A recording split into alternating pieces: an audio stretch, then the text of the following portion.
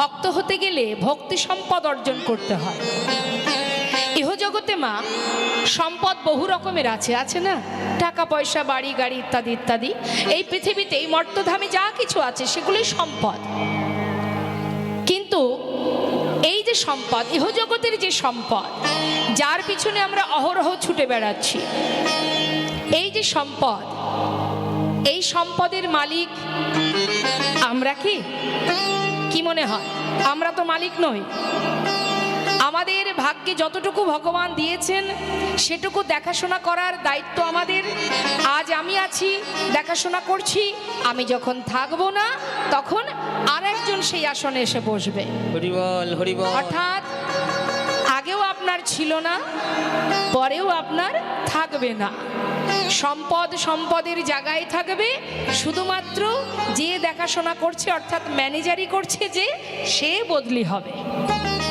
তাই তো আগে পিতার ছিল, তিনি নেই তাই আমি হয়েছি, আমি ম্যানেজারি করছি, মালিকানা করছি। আমি যখন থাকবো না আর একজন এসে বসবে। তাহলে ইহজগতের কোনো সম্পদই কিন্তু আমার নয়। এই যে দেহটা, এটা কি আমার? হরে কৃষ্ণ। এই দেহটাও তো আমার নয়, এটা আজ আছে কাল থাকবে না। দেখবেন এই যে দেহটা শিশুকাল থেকে বৃদ্ধ পর্যন্ত আমরা আমাদের শরীরের জন্য অনেক রকমের ট্রিটমেন্ট করি, তাই না মা? কত ব্যবস্থা করি, কত কত ক্রিম, কত কত খাওয়া দাওয়া, সব কিছু আমরা শরীরকে সুস্থ ভালো রাখার চেষ্টা করি। হ্যাঁ, দামি দামি ক্রিম মাখি। কেন মাখি? যাতে স্কিনটা সুন্দর থাকে, যেন কখনো বুড়ি হয়ে না যায়। হ্যাঁ, এত এত টাকা পয়সা খরচ করা হয়, কিন্তু তথাপিও ধরে রাখতে পারবো কি? হ্যাঁ, সময়ের সাথে সাথে চুলও পাকবে, দাঁতও পড়বে, কানে শুনবো না, চোখে দেখবো না। অর্থাৎ এই দেহটা যদি আমার হতো, আপনি যদি কোনো কিছু যত্ন করে আলমারিতে তুলে রাখেন, সে আপনার কোনো ভালোবাসার কোনো প্রিয় জিনিস, 2 বছর পরে 5 বছর পরে বের করবেন, দেখবেন তো সেটা সেইভাবেই আছে, তাই তো? কিন্তু দেহটাকে কি আপনি ধরে রাখতে পারবেন? হরি বল। তাহলে এটা তো আমার নয়, তাই সেই জন্য ধরে রাখতে পারছি না। বৃদ্ধ হব, চুলও পাকবে, দাঁতও পড়বে। তাহলে এটা কার? এটা প্রকৃতির সৃষ্টি, তিনি দিয়েছেন মানব দেহ। সাধনা করেছিলাম, একদিন দুদিন নয়, 84 লক্ষ জনে ভ্রমণ করেছিলাম, ভগবানের কাছে মনুষ্যকুলে জন্ম চেয়েছিলাম। তাই তিনি সন্তুষ্ট হয়ে তার কাছে যখন আমরা প্রতিজ্ঞাবদ্ধ হয়েছিলাম, ভবে গিয়ে তোমার নাম, তোমার গুণগান, তোমার সেবা, তোমার পূজা, আর কিছু করব না, এই তোমায় ভালোবাসবো, এই কথা বলেছিলাম, সাধনা করেছিলাম, তারপরে মানব দেহটা পেয়েছি। পশুকুলে জনম, বৃক্ষকুলে জনম। শাস্ত্রে বললেন জলজা নবলক্ষানি স্থাবরা বিংশতি, কৃমিয়া রুদ্র সংখ্যা পক্ষিণাং 10 লক্ষ কম, 30 লক্ষানি পশু মানুষ্য 24 লক্ষানি মানবা। কীটকুলে, পক্ষীকুলে, পশুকুলে, বৃক্ষকুলে সব কিছু জন্ম নিয়েছি আমরা।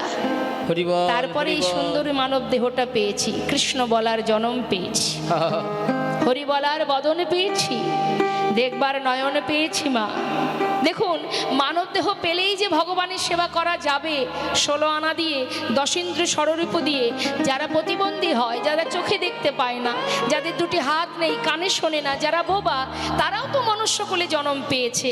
কিন্তু কি অপরাধের কারণে আজ সে চোখে দেখতে পায় না? হরি বল, হরি বল। আমরা তো সবই পেয়েছি মা, তিনি সবই দিয়েছেন। দিলে কি হবে? এই সংসারে মায়া আর সংসারের যে মোহ, যারা আমার নয় তাদেরকে আমার করে আমরা বসে আছি। আদৌ কি এরা আমার? আমার সঙ্গে তো কেউ আসেনি, এসেছিল আপনার সন্তান, আপনার স্বামী, আপনার মাতা পিতা, কেউ কিন্তু আপনার সঙ্গে আসেনি বাবা। আবার যাবেও কেউ আপনার সঙ্গে নয়, সবাই সবার মতো একা একা যাবে। তাহলে সংসারটা কি? একটা বিচিত্র নাট্য মঞ্চ, একটা অভিনয় মঞ্চ। কখনো বা কারোর কন্যা, কখনো কারোর স্ত্রী, কখনো কারোর মা, একই ব্যক্তি একটার পর একটা অভিনয় করছি সংসার জীবনে। এটা আমার কথা নয়, শাস্ত্রে বললেন কাতব কান্তা কাস্তে পুত্র সংসারায় বতিব বিচিত্র নলিনী জলগত তারালাং তৎপদতিশয় চপল। অর্থাৎ কেউ কারো নয়। তাহলে যিনি পাঠিয়েছেন তিনি আমার, আবার যিনি নিয়ে যাবেন তিনিই আমার। কেউ তোমার সঙ্গে যাবে না, যাবে কে যাবে? শুধুমাত্র হরিনাম। হরি বল। যাকে সারা জীবন একবার ডাকার সময় হয় না, যে মহামন্ত্র সারা জীবনে একবার বলার সময় হয় না, সেই মহামন্ত্র হরিনাম, সেই কিন্তু আমাদের জীবনের সঙ্গের সাথী। তাহলে এখান থেকে আমাদের বুঝতে হবে মা, কে আপন কে পর, কে নিত্য কে অনিত্য। অনিত্য এই সংসার, এটা অনিত্য, আজ আছে কাল থাকবে না। নিত্য কোনটি? যিনি আসার সময় আমাকে পাঠিয়েছে, আবার নিয়ে যাবার সময় সে আমারই সঙ্গে থাকবে, সেই তো নিত্য। সুখে আছে, দুঃখে আছে, ভালোতে আছে, মন্দতে আছে, সব সময় আছে। এ কথাটা বলেছিল বিশ্বকবি রবীন্দ্রনাথ ঠাকুর। তিনি কি বলেছিলেন? আমার হিয়ার মাঝে লুকিয়েছিলে, দেখতে আমি পাইনি তোমায়, দেখতে আমি পাইনি। আমার হিয়ার মাঝে লুকিয়েছিলে, দেখতে আমি পাইনি তোমায়, দেখতে আমি পাইনি। আমার হিয়ার মাঝে লুকিয়েছিলে, দেখতে আমি পাইনি তোমায়, দেখতে আমি পাইনি। আমার হিয়ার মাঝে লুকিয়েছিলে, দেখতে আমি পাইনি তোমায়, দেখতে আমি পাইনি। ওই বাহির পানে চোখ মেলেছি, বাহির পানে। সত্য কথা বাবা, প্রত্যেকের হৃদয় মন্দিরে যিনি আছেন বলেই আমি কথা বলতে পারছি। তিনিই তো সেই পরমাত্মা, তিনিই তো সেই ভগবান। যিনি এখানে আছেন, আমি তাকে চিনতে না পেরে মন্দিরে যাই, তীর্থে যাই ভগবানকে দেখবার জন্য। তাই বলছে কবি, বিশ্বকবি, হে প্রভু, বাহির পানে চোখ মেলেছি, বাহির পানে, আবার হৃদয় পানে যাইনি। আমার হিয়ার মাঝে লুকিয়েছিলে, দেখতে আমি পাইনি তোমায়, দেখতে আমি পাইনি।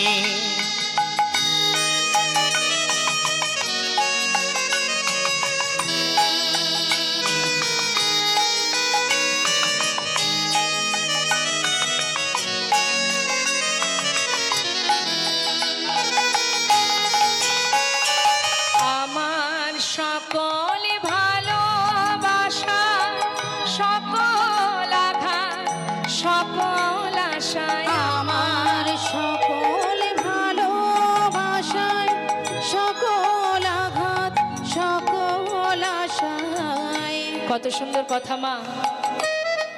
কবি রবীন্দ্রনাথ ঠাকুর তিনি বলছেন, হে দয়াময়, তুমি আমার যেমন আশাতে আছো, তেমন ভালোবাসাতেও আছো। তুমি আমার আঘাতে যেমন আছো, তুমি আমার সুখেও আছো। তুমি সর্বদাই আছো আমার কাছে, কিন্তু আমি তোমার কাছে যেতে পারলাম না। আমার সকল ভালোবাসা, সকল আঘাত, সকল আশায় তুমি ছিলে আমার কাছে, তুমি ছিলে। আমি তোমার কাছে যাইনি। আমার নিতাই হিয়ার গৌর হরি মাঝে বল, হরি বল। লুকিয়েছিলে আহা, দেখতে আমি পাইনি তোমায়, দেখতে আমি পাইনি। আমার হিয়ার মাঝে লুকিয়েছিলে দেখতে আমি পাইনি তোমায়, দেখতে আমি পাইনি। তাহলে মা আমি মানে কি? আমি মানে এই দেহটা নয়, আমি মানে শ্বাস প্রশ্বাস যেটা চলছে, যেটা আছে তাই আমি আছি, যেটা থাকবে না যেদিন সেদিন আর আমি থাকবো না। অর্থাৎ আমি আছি তাই আমার দেহ মন প্রাণ সবই আছে। হ্যাঁ, আর এই যে আমি এটাই হচ্ছে পরমাত্মা। এই পরমাত্মাকে সেবা দিতে হলে এই যে এখানে সাধুগুরু বৈষ্ণব বসে আছে, অমৃত কথা আস্বাদন করছে, এই সেবাটা কার সেবা? এটা হচ্ছে পরমাত্মার সেবা। হরি বল। তাই যখন কেউ সেবায় বসে, যদি কেউ বিঘ্ন ঘটায় ভালো লাগে? কেউ যদি এসে জ্বালাতন করে, খেতে বসেছেন আপনি, কেউ যদি বারবার আপনাকে জ্বালায়, ভালো লাগবে? তখন আপনি কি বলবেন, বাবা একটু শান্তি করে খেতে দে না, তাই তো? ঠিক তদ্রূপ যখনই অমৃত কথা, ভাগবত কথা, কৃষ্ণ কথা শ্রবণে আমরা বসবো, জানতে হবে মা এটা আমার পরমাত্মার সেবা, তাই সেবায় যেন বিঘ্ন না ঘটে। হ্যাঁ, এই জগতে বৈষ্ণব মহাজন বললেন, যদি তুমি সম্পদ ভাবো, একমাত্র তোমার নিজের সম্পদ, সেটা কি? গৌর হরির যুগল চরণ। হরি বল, হরি বল। নবদ্বীপে কে কে গেছেন একটু হাত তুলে দেখান। এক হাত কেন, আরেকটা হাত কোন কই দেখি, তুলুন তুলুন। আচ্ছা, গুনে গুনে বলা যাবে, বেশ ভালো কথা। হাতটা নামান দেখি। দীঘায় কে কে গেছেন হাত তুলে দেখান। দীঘায় ঘোরা হয়েছে? হয়নি? আহা কি কপাল। বৃন্দাবনে কে কে গেছেন দেখি একবার। রাধে রাধে, খুব সুন্দর। তা নবদ্বীপচন্দ্র গৌর সুন্দর, রাধা কৃষ্ণ মিলিত তনু গৌর হরি। যদি কেউ যুগল দর্শন করতে চান, নবদ্বীপে চলে যাবেন। রাধা গোবিন্দের যুগল মূর্তি, দুই দেহ এক হয়ে গৌর হয়েছে। অর্থাৎ যুগলে যদি হয়, সেটা নবদ্বীপে আমার গৌর হরি, যাকে দেখলে রাধা গোবিন্দের যুগল দর্শন হয়ে যায়। হ্যাঁ, তাই মহাজন বললেন, সম্পদ যদি ভাবতে হয়, গৌর চরণকে সম্পদ মনে করো। তাই বলে এমনটা নয় যে সংসার করব না, সংসার করছেন সবাই, করছি আমরা। সংসার করো, কিন্তু মনটা দিয়ে দাও গোবিন্দ চরণে, গৌর চরণে। হ্যাঁ, শ্রীমতী রাধারানী যিনি আয়ানের ঘরণী ছিলেন, কিন্তু তার মন কোথায় থাকতো মা? হরে কৃষ্ণ।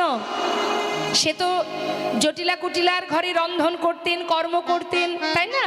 কিন্তু মন কোথায় থাকতো রাধারানীর? কৃষ্ণের কাছে।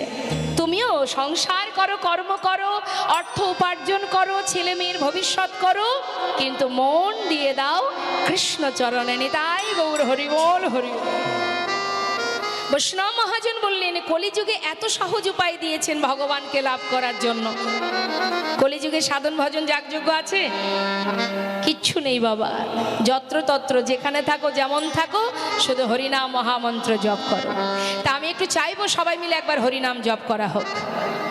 হ্যাঁ, দেখি দুহাত তুলতে হবে, হাতে তালি দিয়ে আমি নাম করব, শুনবেন, আবার আপনারাও গাইবেন। আমার শেষে, আমি শেষ করলে আপনারা শুরু করবেন। সারাদিন এখানে কৃষ্ণ নাম শ্রবণ করছেন, এবার আমি চাইব শ্রবণং মঙ্গলম, শুনেছেন, এবার একটু গাইতে হবে। শুনলেও মঙ্গল, আবার গাইলেও মঙ্গল। হ্যাঁ, কৃষ্ণ প্রেমের যদি উদয় হয়, সেটা একমাত্র নাম যদি কেউ গাইতে পারে। তো একবার সবাই মিলে চেষ্টা করুন, দেখি হরি নাম জপ করুন। আমার জন্য নয়, মহামন্ত্র জপ করবেন প্রত্যেকে যার যার নিজের জন্য। হ্যাঁ, দেখি দুহাত তুলে দশেন্দ্র সররূপ সর্বস্ব গোবিন্দ চরণে অর্পণ করে, কলির ভগবান নদিয়ার চাঁদ গৌর সুন্দর যে হরিনাম দিয়েছেন আমাদের জন্য, সেই মহামন্ত্র সবাই একবার জপ করবেন। হাত তুলুন দেখি, দেখি কার কার হাত আছে দেখি। রাধেশ্যাম, জয় নিতাই, জয় গৌর। এবার হাতে তালি দিয়ে এমন ভাবে হাতে তালি দিবেন, আপনাদের হাতের তালিতে আমি গান গাইব, কেমন? হরে কৃষ্ণ, হরে কৃষ্ণ, হরে কৃষ্ণ, কৃষ্ণ কৃষ্ণ, হরে হরে, হরে রাম, হরে রাম, রাম রাম, হরে হরে, হরে কৃষ্ণ, বলুন হরে। বাবা খুব সুন্দর হচ্ছে, এদিক থেকে বাবা হরিব।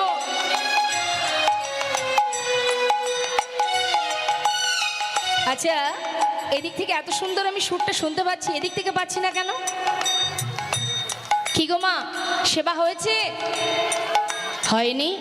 আরেকটু জোরে, হ্যাঁ এই তো খুব সুন্দর হয়েছে, আরেকবার গাই আমি, হরি বল। হরে কৃষ্ণ, হরে কৃষ্ণ, কৃষ্ণ কৃষ্ণ, হরে হরে, হরে রাম, হরে রাম, রাম রাম, হরে হরে, হরে কৃষ্ণ। বাবা হরিবল হরিবল।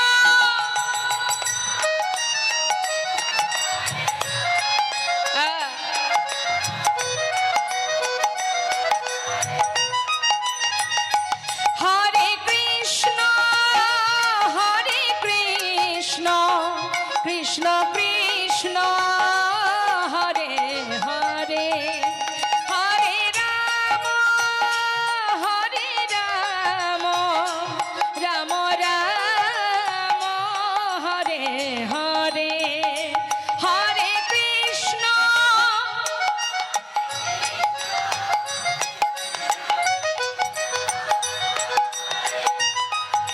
হরি বল।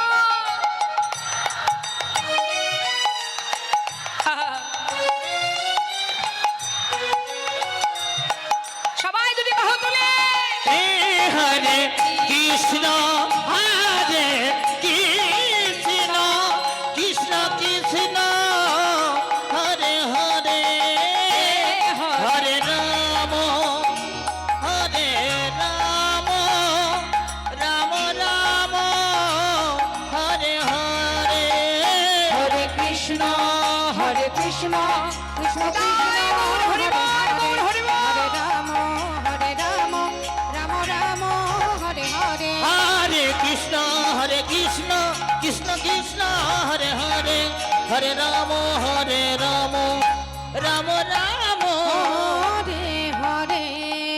হরের নাম, হরের নাম, হরের নাম এব কেবলম কল নাস্তেব নাস্তেব নাস্তেব গতিরন্যথা। কলিযুগে নাম ছাড়া নাহি আর ধর্ম, সর্বধর্ম সার নামে শাস্ত্র মর্ম। অপবিত্র পবিত্র বা সর্ববস্তাঙ্গত পিবা যশরে পুণ্ডরিকাক্ষ সবাজ্য অভ্যন্তর সূচি। অর্থাৎ তুমি সূচি থাকো, অসুচি থাকো, পবিত্র থাকো, অপবিত্র থাকো, যেখানে থাকো যেমন থাকো তাতে কোনো দুঃখ নেই। যেখানে যেমন অবস্থায় থাকো না কেন, সেই অবস্থায় যদি তুমি বসে বসে মহামন্ত্র জপ করো, সেই মুহূর্তেই তোমার ভিতর বাহির পবিত্র হয়ে উঠবে। নিতাই গৌর হরি বল, হরি বল।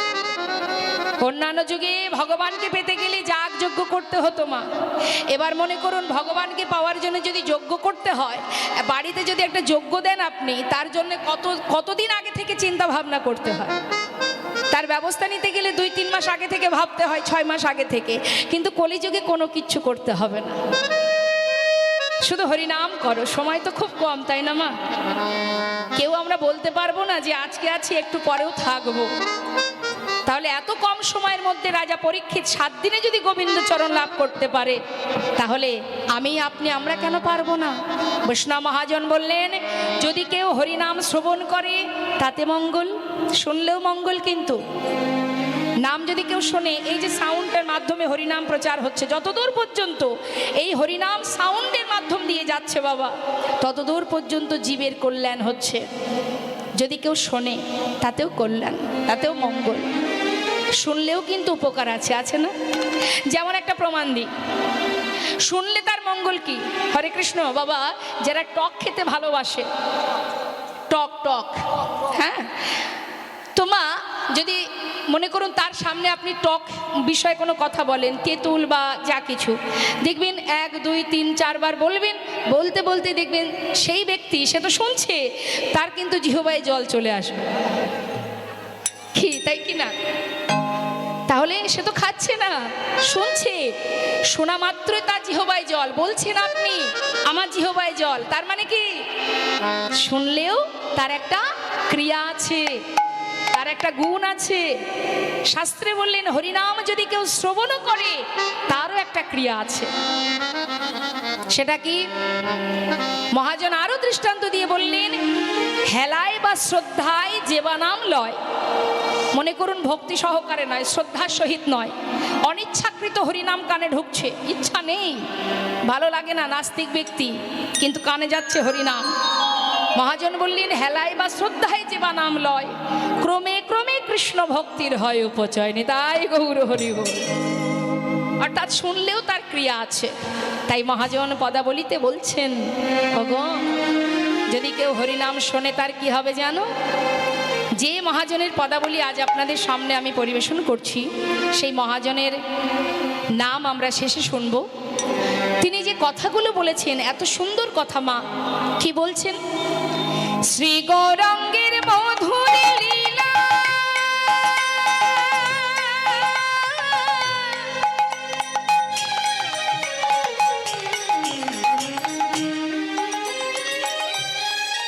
ও গো যার করিনে প্রবেশিলা, আমার সে গৌরাঙ্গের মধুর মধুর লীলা,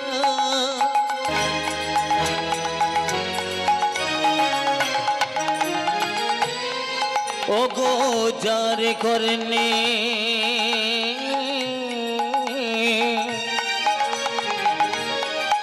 আজ প্রবেশিলা, হৃদয় নীল।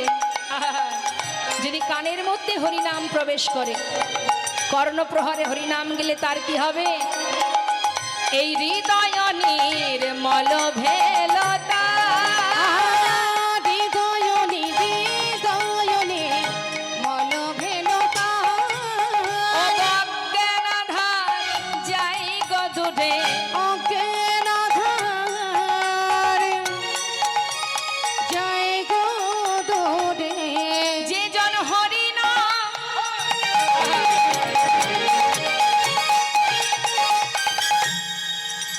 যে জন হরিনাম শ্রবণ করে, ও তার অজ্ঞানাধার যাই গদুরে, যেজন হরিনাম,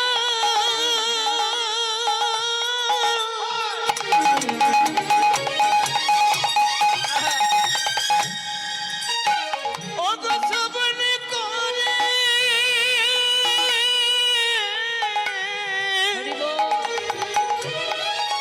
তার অজ্ঞানাধার,